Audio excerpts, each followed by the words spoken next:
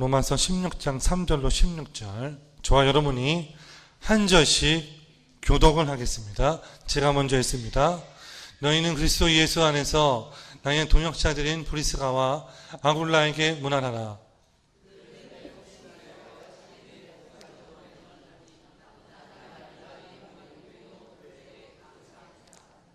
또 저희 집에 있는 교회에도 문안하라. 내가 사랑하는 에베네도에게 문안하라. 그는 아시아에서 그리스도께 처음 맺은 열매니라. 너희를 위하여 많은 수고한 마리아에게 문안하라. 내 친척이요 나 함께 앉혔던 안드로니고와 유니아에게 문안하라. 그들은 사도들에게 존중히 여겨지고 또한 나보다 먼저 그리스도 안에 있는 자라. 또 주 안에서 내 사랑하는 암블리아에게 문안하라. 그리스도 안에서 우리의 동역자인 우르바노와 날 사랑하는 스타구에게 문안하라. 그리스도 안에서 저음을 받은 아벨라에게 문안하라. 아리스토블로의 권소에게 문안하라. 내 친척 헤로디온에게 문안하라. 나기수의 가족 중 주 안에 있는 자들에게 문안하라. 주 안에서 수고한 두르베나와 둘보사에게 문안하라. 주 안에서 많이 수고하고 사랑하는 버시에게 문안하라. 주 안에서 택하심을 입은 루포와 그의 어머니에게 문안하라. 그의 어머니는 곧 내 어머니니라. 아순구리도와 블레곤과 허메와 파누도와 허마와 및 그들과 함께 있는 형제들에게 빌롤로고와 율리아와 또 네레오와 그의 자매와 올름바와 그들과 함께 있는 모든 성도에게 문안하라. 너희가 거룩하게 입맞춤으로 서로 문안하라. 그리스도의 모든 교회가 다 너희에게 문안하느니라. 아멘. 시간 조항 목사님 나오실 때에 박수로 우리가 만지하겠습니다.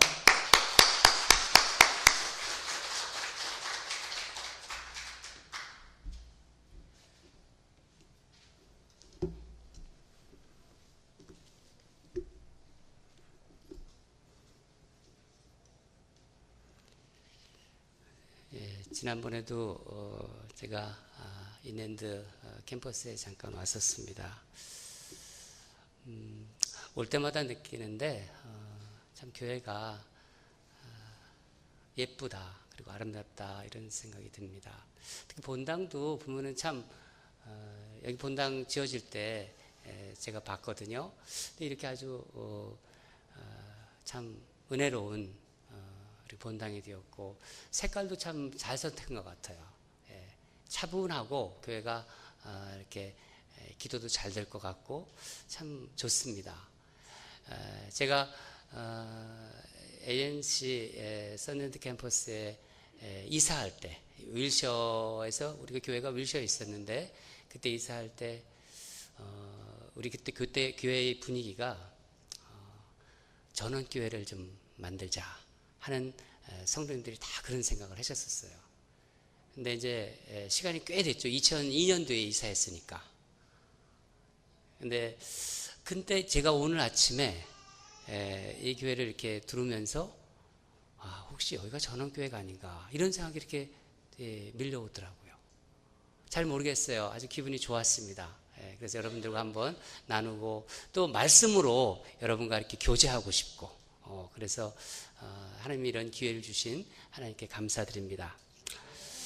낯설은 지금 우리가 본문을 쭉 읽었는데 낯설은 이 이름들을 읽느라 수고하셨습니다. 제 이름도 좀 쉽지 않아요. 조, 강, 왕 다 성이에요. 조씨, 강씨, 왕씨 다 성인데 잊어먹지는 않아요. 그건 좀 발음하기는 좀 힘들지만은 오늘도 이 본문을 보면은 참 발음하기 힘들지 않습니까? 많은 이름들을 읽으셨는데 그런 생각이 들어요. 마치 사도 바울이 가운데 딱 있고 지금 우리가 읽은 그 성도들 누군지도 잘 모르잖아요. 발음하기도 힘들고 그 성도들이 빙 둘러 앉아 있는 거예요. 둘러서 그 활짝 웃는 모습으로 아까 사진 찍는다고 그랬는데 활짝 웃는 모습으로 그런 어떤 흑백 사진 약간 오래된 그런 사진을 보는 정다운 사진을 보는 듯한 그런 느낌을 받았습니다. 제가 한국 있을 때 한국의 그 시골 전 시골에서 자랐는데 시골 본가에 그 안방에 그 흑백 사진들이 걸려 있어요. 가끔 약간 빛바랜 흑백 사진들이죠. 근데 가족들이 다 거기 있잖아요.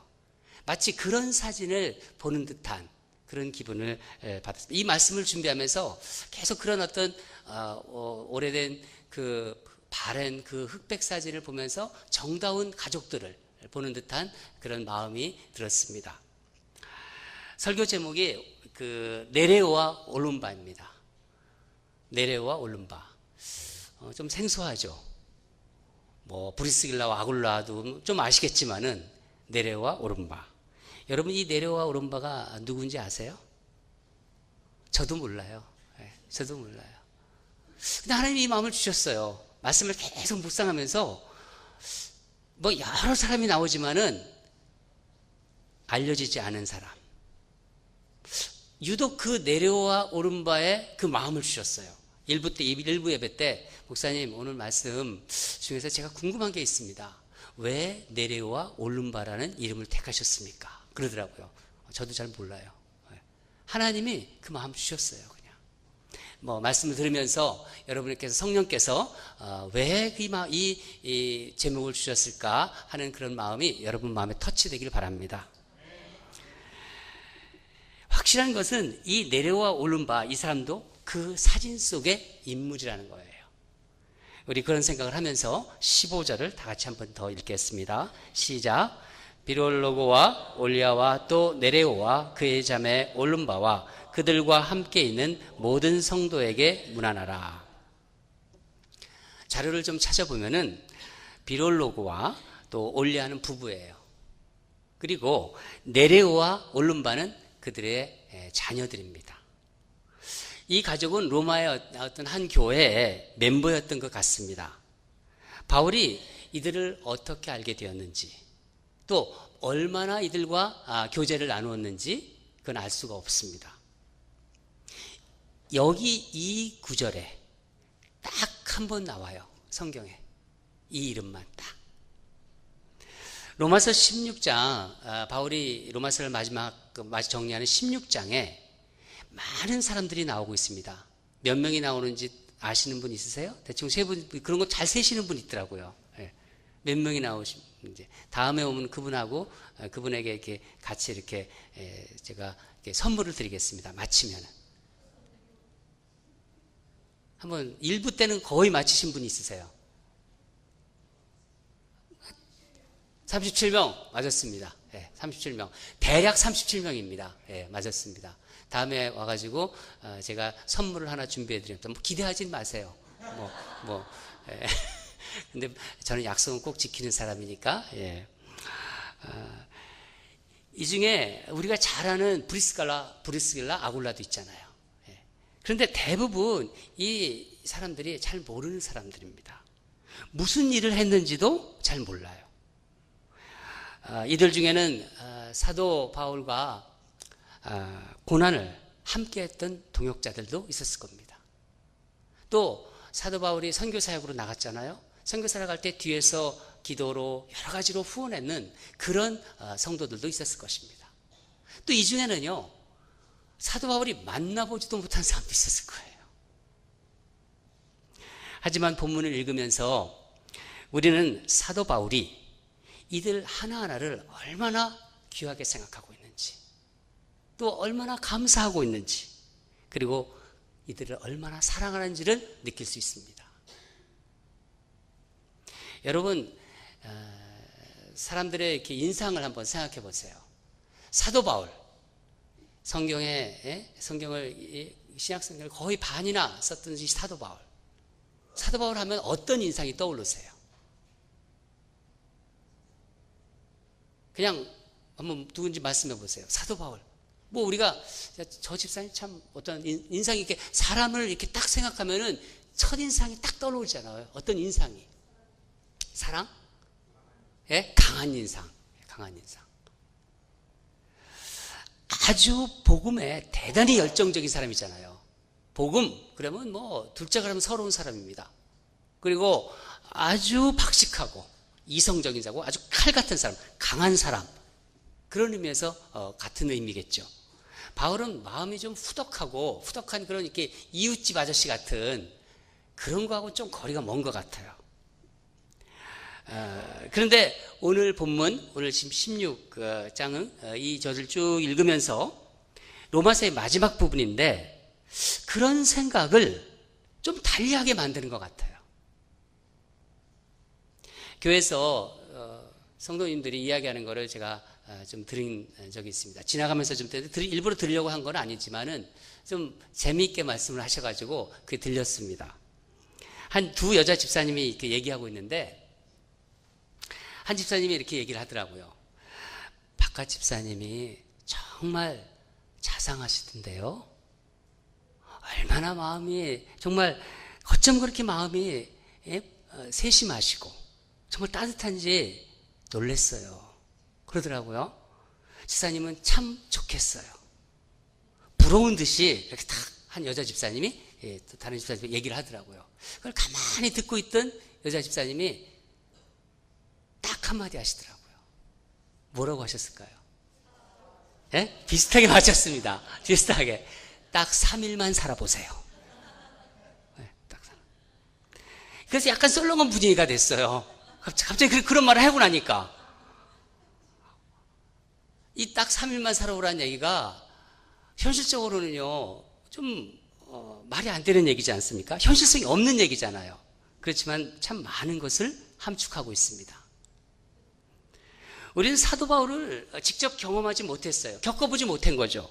그렇지만 바울이 쓴 이 서신서, 많은 이 성경을 보면서 공부를 하면서 처음 가졌던 바울의 인상이, 바울의 느낌이 점점 이렇게 달리 변해가는 것을 우리는 알 수 있습니다. 그걸 자꾸 말씀을 통해서 발견하게 돼요. 바울은 예수님을 다메섹 도상에서 만나면서, 거기서 예수님을 만나면서 그때부터 그의 믿음이 성숙해지기 시작했습니다. 그렇죠? 바울은 불같은 성격이었어요. 예수 믿는 사람들 막 때려잡고, 그 불같은 성격도 변하고 인품도 변하고 기질까지 변했다고 볼 수 있습니다. 저는 예수님을 믿으면, 정말 예수님을 제대로 믿는다. 제대로 믿으면은 인격뿐만 아니라 성격과 기질까지 변한다고 믿는 사람입니다. 어떤 사람은 제가 이런 얘기하니까, 목사님 아직 모르시네요. 그 기질, 그 개 같은 기질 변하지 않습니다. 딱 그러더라고요. 그래서 아닙니다. 제가 아닙니다 그랬어요.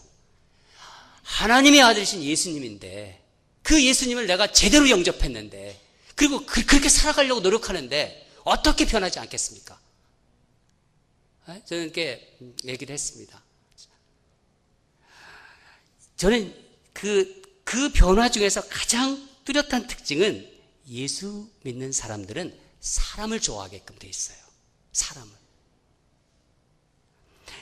아니, 믿음 생활을 하면 할수록 점점 그렇게 되어가야 하는 것이 맞는 것입니다. 저는 예수 믿기 전에 사람을 이렇게 만나는 것을 참 힘들어했고 좋아하지 않았어요. 솔직히 좋아하지 않았습니다. 그런데 제가 예수님을 믿고부터는 가장 큰 변화가 사람들을 만나는 것을 좋아하게 됐어요. 그리고 이건 좋은 변화인지 나쁜 변화인지 모르겠지만은 말도 지금보다는 3배 이상 많이 한대요, 제가. 이건 약간 부정적으로 누가 얘기해 주는 것 같아요. 우리 아내가 저한테 얘기하더라고요. 당신 목사 되고 나서, 또 예수 믿고 나서부터 보니까 당신 말이 한 3배 정도 늘어난 거래요. 이게 좋은 뜻인지 나쁜 뜻인지는 아직 잘 모르겠습니다. 제가 예수 믿고부터 아내가 저를 많이 알잖아요. 하나님이 저를 제일 많이 아시겠지만은, 제가 결혼 생활 30년째 지금 하고 있는데 아내가 저를 제일 많이 알 거예요. 제가 많이 변했대요. 가만히 보니까 제가 참 많이 변한 것 같습니다. 저도 그렇게 생각이 듭니다. 바울을 보면 그런 변화가 가능하다는 확신이 듭니다. 여러분들은 어떠세요? 여러분들은 예수 믿고 10년, 20년, 30년, 40년 그렇게 되신 분들이시잖아요. 50년까지. 모태신앙도 있으실 테고. 여러분들은 예수님을 믿고부터 많이 본인 스스로가 그렇게 생각하시고 또 다른 사람들도 많이 변했다는 얘기를 들으십니까? 조용하시네. 예. 아마 속으로 생각하시면 되겠습니다. 나는 예수 믿고 많이 변했을까? 또 그런 얘기를 듣고 있을까? 지난번 박성호 목사님과 복음에 대해서 얘기할 기회가 있었습니다. 여러분도 이 복음 시리즈를 제가 인터넷에 보니까 이 인랜드 캠퍼스 인터넷 보니까 복음 시리즈를 쭉 주일 설교 말씀으로 이렇게 하더라고요. 그래서 여러분들은 다 알고 계실 거예요. 제가 무슨 말씀을 이제 하는 그 내용을. 그리스도인이 성숙해 간다는 것은, 시간이 갈수록 세월이 갈수록 성숙해 간다는 것은 자신이 죄인이라는 거, 내가 죄인이라는 인식과 하나님은 거룩하다는 그 인식, 그 차이가 점점 커지는 거예요. 나는 죄인이다, 하나님은 거룩하다 하는 그 인식의 차이가 점점 커지는 거예요. 바울도요, 처음에 서신서를 처음 쓸 때는 사도 중에, 성도 중에 가장 작은 자라고 그랬어요. 그리고 그 다음 중간쯤 서신서 쓸 때는 사도 중에 가장 작은 자. 그리고 마지막, 거의 서신서 마지막 쓸 때는 뭐라고 했죠? 내가 죄인 중에 괴순이라. 바울이 60대에 그 얘기를 한 거예요. 시간이 갈수록 세월이 갈수록 내가 정말 죄인이라는 것을 뼈저리게 느끼는 거. 점점. 그리고 하나님은 거룩하시다. 그것이 자꾸 갭이 넓어져요. 근데 이것이 어떻게 여러분이 삶 속에 드러나죠? 어떻게 나타나죠? 어떤 모습으로? 다른 사람과의 관계 속에서 나타나요. 결국 뭐냐면은, 중요한 것은 그것이 다른 사람과 다른 사람에 대한 인식과 태도의 문제입니다. 다른 사람을 어떻게 생각하고 어떻게 대하냐는 문제죠. 다른 사람을 나보다 낮게 여기는 것. 그러니까 다른 사람의 매너리스를 점점 더 크게 인식하면서 공동체를 이루어가는 것.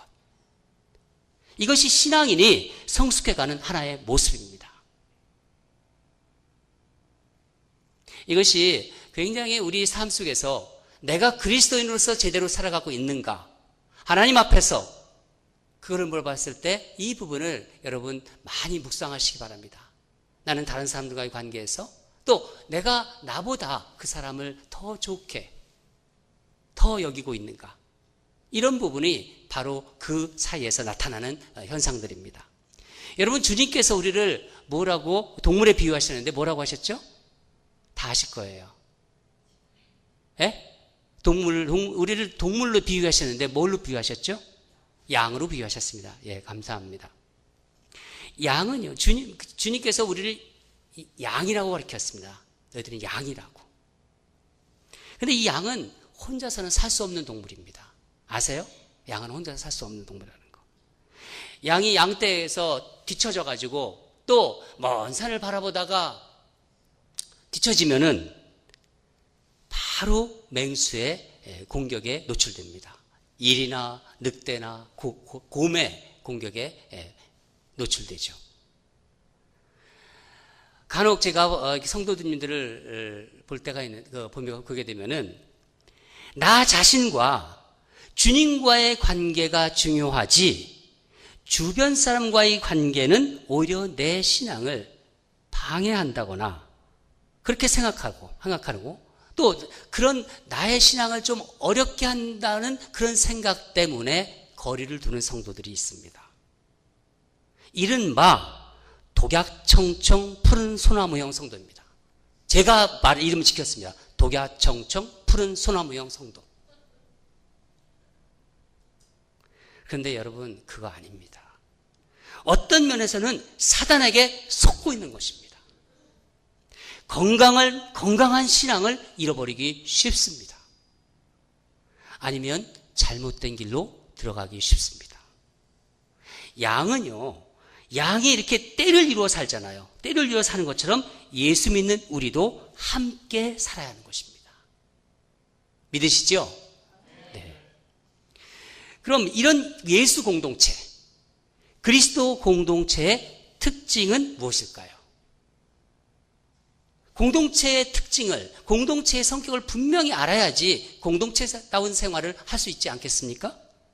오늘 로마서 본문의 그 말씀을 통해서 사도 바울이 사랑하는 동역자, 우리가 이름 발음하기도 힘든 그 많은 동역자들에게 반복적으로 쓰고 있는 말을 통해서 이것을 한번 살펴보도록 하겠습니다.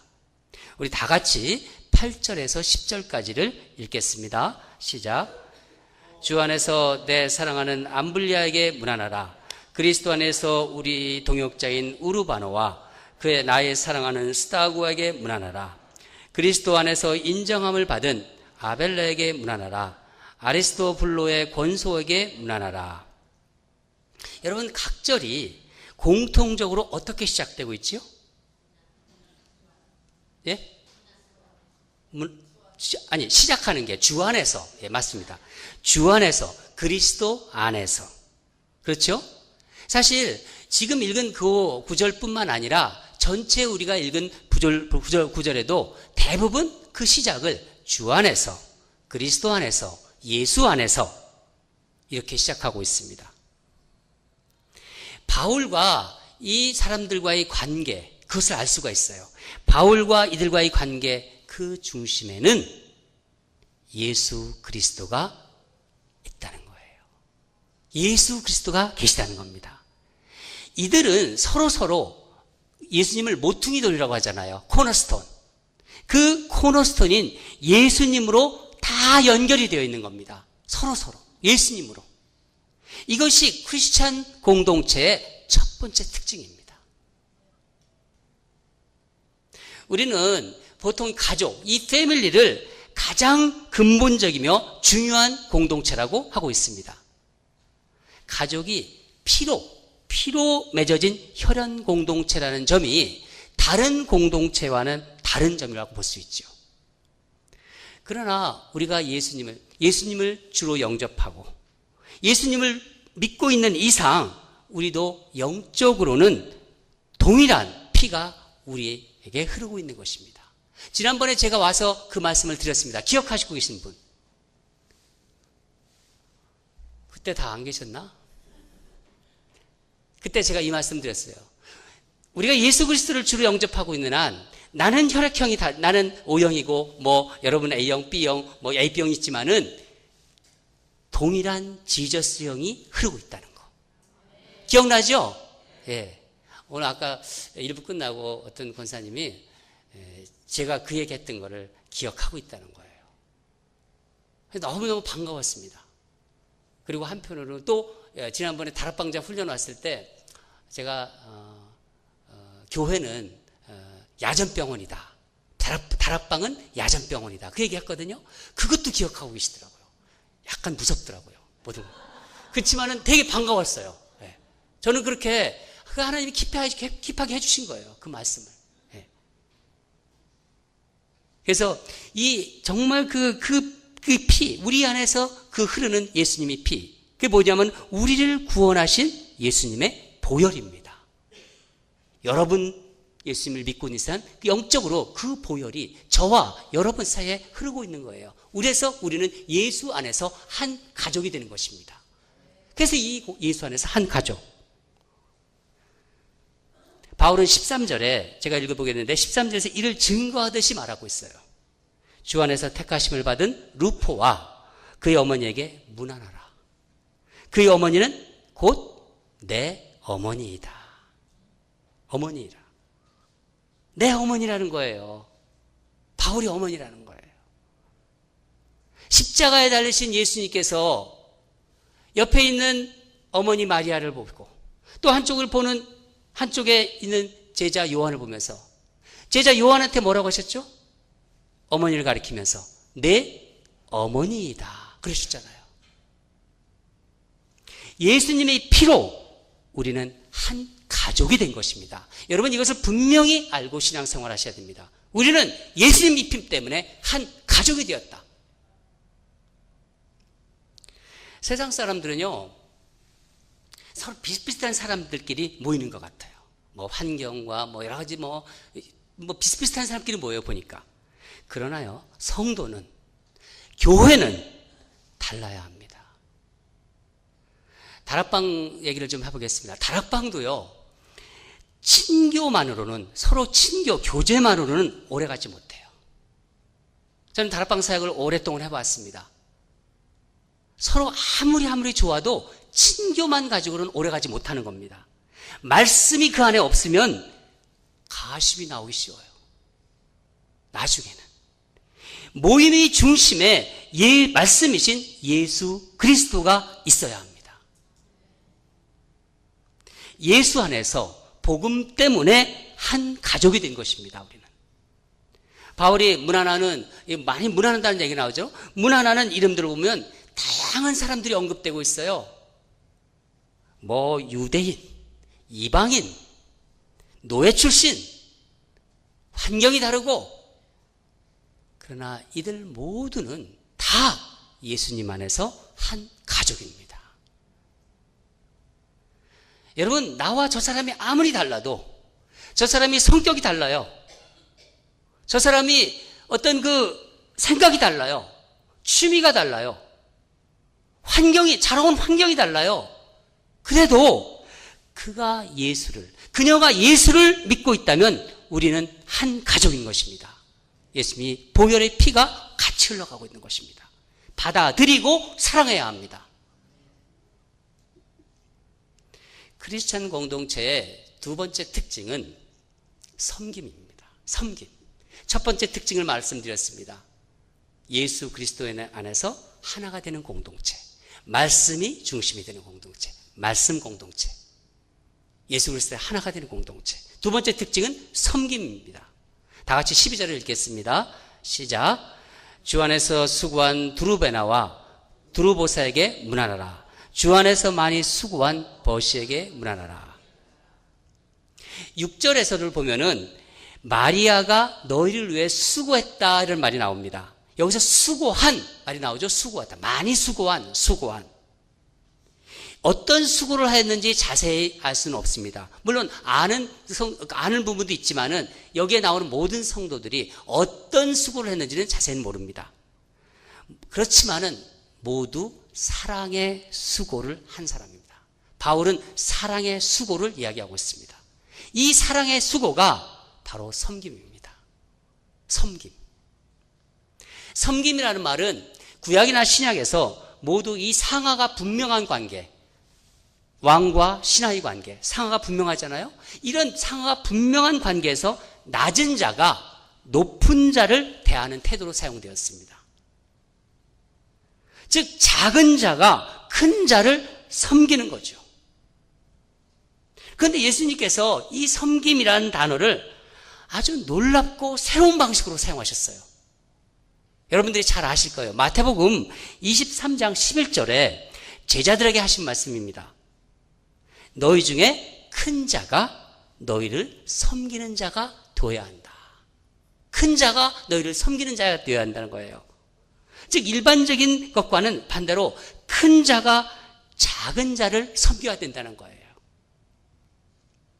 여러분, 예수님께서 이 섬김의 본을 제자들에게 보여주셨습니다. 뭘로 보여주셨죠?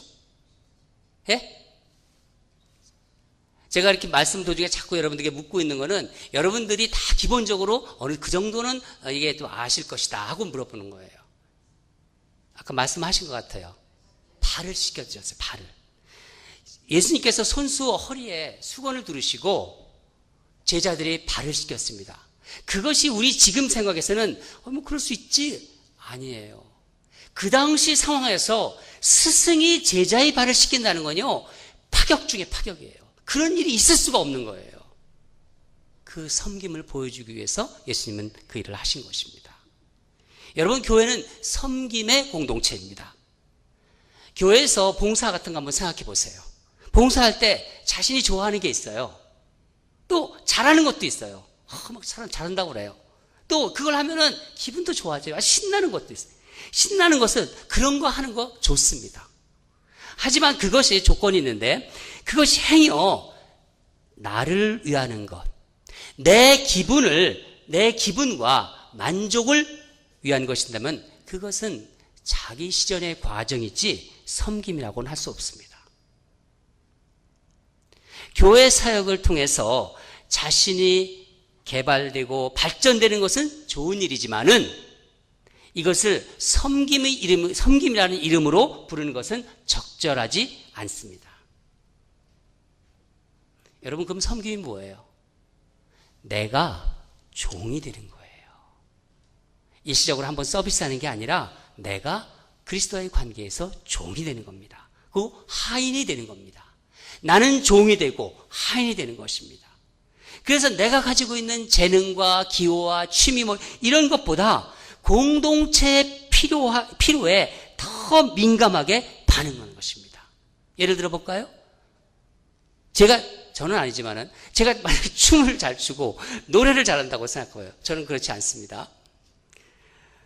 그런 걸 춤도 잘 추고 노래를 잘 부른다 해도 교회에서 식당 봉사하는 분이 더 필요합니다.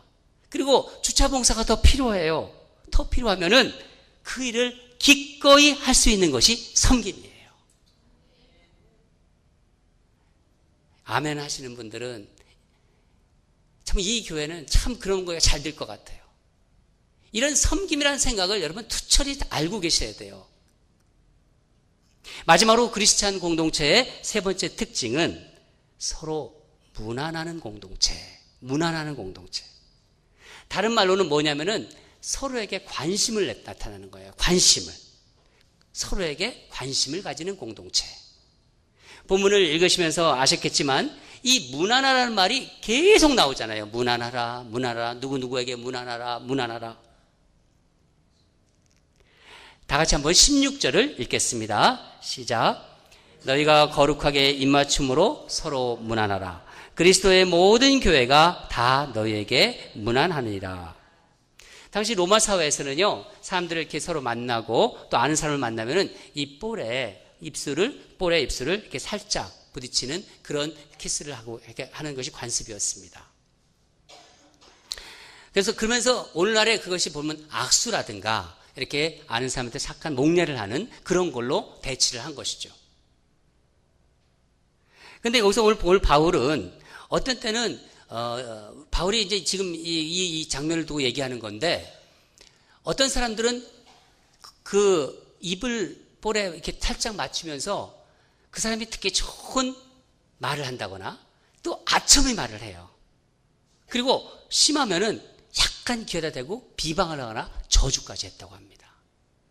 그건 세상적인 풍조가 이 인사에 들어온 거예요.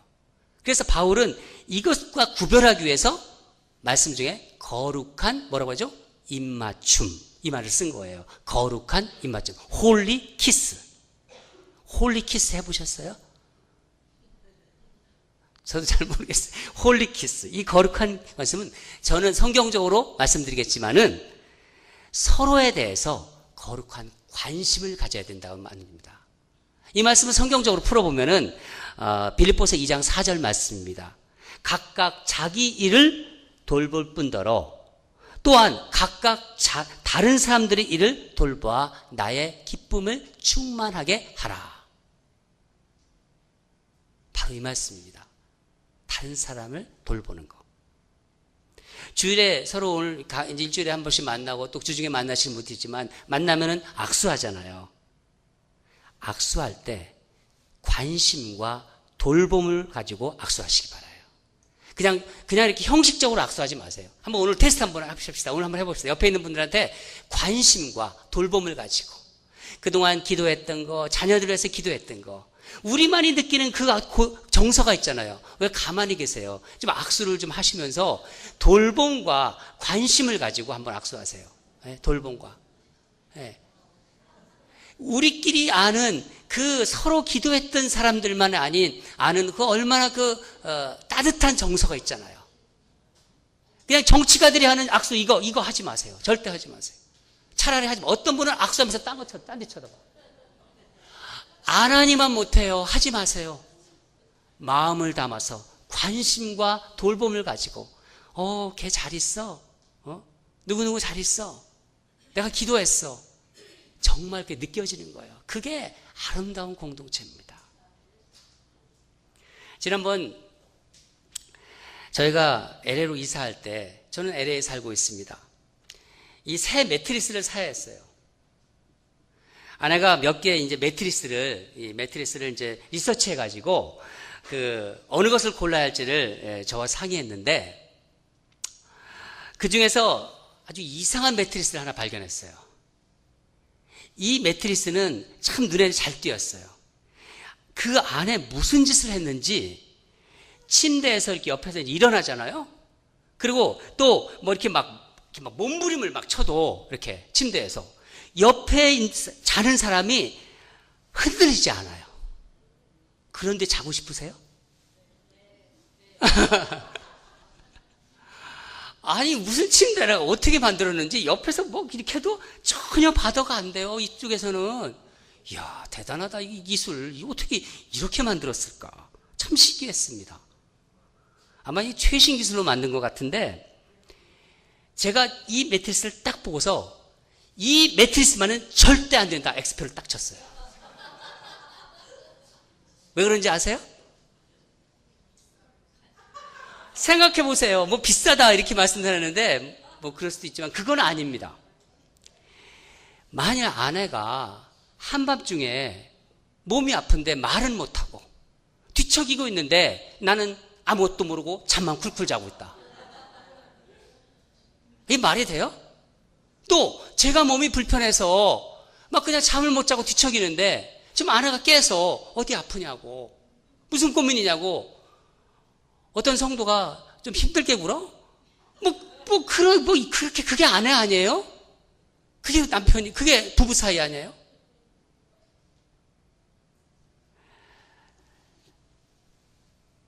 그게 함께 사는 거죠. 여러분, 다른 성도의, 다른 사람의 삶과 영적인 부분, 영적인 상태가 어떠한지 관심을 가지십시오. 제가 이 말씀 드리려고 하는 거예요. 관심을 가지셔야 돼요. 이 사람이 어떻게 살아가고 있는지. 특별히 주변 사람과 교제하는 사람들 많이 있어요. 교제 안 하는 사람들. 또 이런 홀로 이렇게 외롭게 그렇게 지내시면서 신앙생활 하시는 분이 있고, 이런 분들은 안부를 물으셔야 돼요. 연락이 안 되면은요, 아는 사람을 통해서 수소문하고 시간을 내서 찾아가서 문을 두드리고 어떻게 지내는지 살펴보셔야 해요. 그게 살아있는 공동체의 특징입니다. 죽은 공동체는요, 이게 살아있는 공동체는 우리가 예수님 안에 우리가 붙어 있는 게 지체라고 그러잖아요. 그죠? 지체는 예수님께서 살아있으니까 우리가 같이 살아요. 근데 지체가 아니고 반대말이 뭐예요? 시체잖아요, 시체.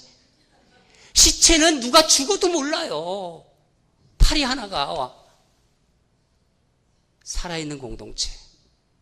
여러분, 저는 이 ANC 인랜드 교회가 살아있는 공동체로 정말 펄펄 살아서 그런 정말 뛰는 그런 공동체가 되기를 바랍니다. 교회는요, 소외되고 외로운 지체가 한 사람도 없어야 하는 거예요. 세상과 분명히 달라야 돼요. 세상이 아무리 우리 교회에 들으려고 하더라도 우리가 그런 자세로 묶어 있으면은 절대로 세상이 침범하지 못합니다. 만약 그런 지체를 위해서 기도해 주는 사람이 한 사람도 없다. 그 사람은요, 영적인 고아가 되는 겁니다. 고아가 되는 거예요. 누가 만든 고아입니까?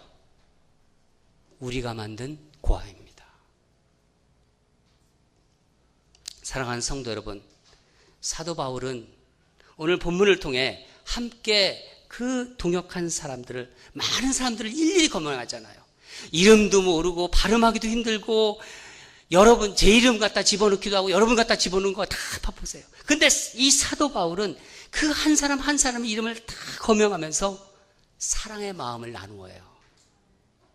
예수 그리스도 안에서, 말씀 안에서 한 거적이 되고, 큰 자가 작은 자를 섬기면서 서로에게 거룩한 입맞춤으로 무난하면서 진정한 관심과 사랑을 나누는 예수 공동체의 모습을 보여주고 있습니다. 여러분, 이것이 진정한 공동체이며 바로 교회입니다. 교회. 그리고 이런 공동체는요, 거기에만 머물러 있지 않아요. 세상을 향해서 뻗어나갑니다. 공동체에 그리스도의 사랑이 차고 넘치면은, 이게 차면 넘치잖아요. 넘치면은 그게 흘러나갑니다. 흘러가죠. 주님의 말씀이, 복음이, 섬김과 사귐이 세상을 향하여 퍼져나갑니다. 하나님 나라가 점점 확장해 가는 거죠. 확장되어 나가는 거죠. 네레오와 올lum바. 여러분, 네레오와 올lum바가 누구입니까? 알 수 없잖아요. 여러분이 될 수 있고 제가 될 수 있는 것입니다. 세상에 알려지지 않은 사람들이지만은 누구의 눈에 들었죠? 예수님이 눈에 들어오는 거예요. 그래서 성경에 나와 있는 거예요. 무명한 자 같으나 유명한 자. 그런 생각이 나지 않습니까? 예수님의 눈에는 예수 공동체를 이루고 세상을 향해서 뻗어나가는 자랑스럽고 아름다운 예수님의 제자입니다. 저는 ANC 인랜드 교회가 오늘 말씀드린 이 세 가지 특징, 뭐라고 말씀드렸죠? 제가 한번 테스트하겠습니다. 뭐죠? 첫 번째 공동체의 특징, 예수 안에서 하나가 되는 공동체. 말씀 공동체로 해도 괜찮아요. 어디든지 말씀이 있어야 됩니다. 교회에도 말씀이 있어야지만 교회 바깥에도 말씀이 있어야 됩니다. 말씀 공동체, 예수 안에서 하나가 되는 공동체. 두 번째는 섬김 공동체. 섬김 공동체. 세 번째는 뭐죠? 서로 문안하는 공동체, 사귐 공동체. 세 가지 여러분들 꼭 기억하시기 바랍니다. 다음에 올 땐 또 그것도 묻겠습니다. 네. 그런 아름다운 공동체를 만들어 가기를 바라시며, 여러분, 제가 이 시대에, 저와 여러분이 이 시대에 네레오와 올lum바가 되기를 주님 이름으로 축원합니다.